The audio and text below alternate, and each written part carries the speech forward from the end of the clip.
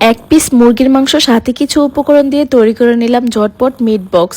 আচ্ছা, আমার কাছে তো বক্স ছিল না, সেজন্য আমি মিট বল তৈরি করে নিয়েছি। এটা খেতে যে কি পরিমাণ মজা হয়েছে, তো চলুন শুরু থেকে শুরু করা যাক। তো প্রথমে আমি একটা প্যানের মধ্যে তেল দিয়েছি, তারপরে এখানে আমি চিকেনগুলো আগে থেকে ম্যারিনেট করে রেখেছি। চিকেনের মধ্যে বেশি কিছু দেই নাই, আদা রসুনের পেস্ট দিয়েছিলাম, লবণ, হলুদ, মরিচ আর জিরার গুঁড়া, সাথে একটু সয়া সস দিয়ে ম্যারিনেট করে রেখে দিয়েছিলাম। তো এগুলো এখন এক এক করে ভেজে নেব।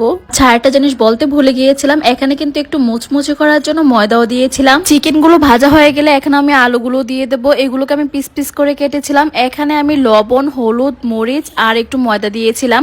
এই তো এগুলোকে একটু মচমচে করে ভেজে নেব। গাইস, তোমরা আমি কি রেসিপি দেখাম, বাজতে বাজতে অর্ধেক আমি নিজেই খাইয়ে লেতাছি। আচ্ছা, আমার আঞ্চলিক ভাষাটা তোমাদের কাছে কেমন লাগছে অবশ্যই কমেন্ট করে জানাবা। তো এখানে আমার আলু ভাজা হয়ে গেছে, তারপরে এখানে আমি দিয়ে দিলাম সসেস গুলোর উপরে আমি শুধু জাস্ট একটু ময়দা দিয়েছি যাতে একটু ক্রিস্পি হয়। তো এই তো আমার কিন্তু ভাজা অলরেডি হয়ে গিয়েছে, এখানে শেষ আমার মিট বল বানাতে। মানে এখানে আমি আর কোনো কিছুই অ্যাড করব না। মিট বলে দেওয়ার জন্য মেয়োনিজ দিয়ে আমি একটা সস তৈরি করেছিলাম, এটার রেসিপি অলরেডি আমার পেজে আছে।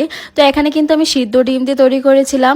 এই সসটা খেতে দুর্দান্ত লেভেলের মজা হয়, মূলত এই সসটার কারণে মিট বলটা খেতে এত মজা হয়। আচ্ছা, আমি আজকে আর এটার রেসিপি শেয়ার করলাম না, যদি কারোর প্রয়োজন পড়ে তাহলে অবশ্যই কিন্তু কমেন্ট করে জানাবেন, অন্য একটা ভিডিওতে সেটা শেয়ার করে দেবো। আচ্ছা, এখন আমি সসের সাথে খুব ভালোভাবে মিক্স করে নেব, ঝাঁকানাকা করে। এই তো পইরা গেল। আমার মতো এত বেশি ঝাঁকানাকা করে লাড়াইতে যায় না। তো যাই হোক, এই তো আপনাদের কাছে কেমন লেগেছে অবশ্যই কিন্তু কমেন্ট করে জানাবেন। আচ্ছা, আজকের মতো বিদায় নিচ্ছি, দেখা হবে অন্য কোনো ভিডিওতে। সে পর্যন্ত সবাই ভালো থাকবেন, সুস্থ থাকবেন। আল্লাহ হাফেজ।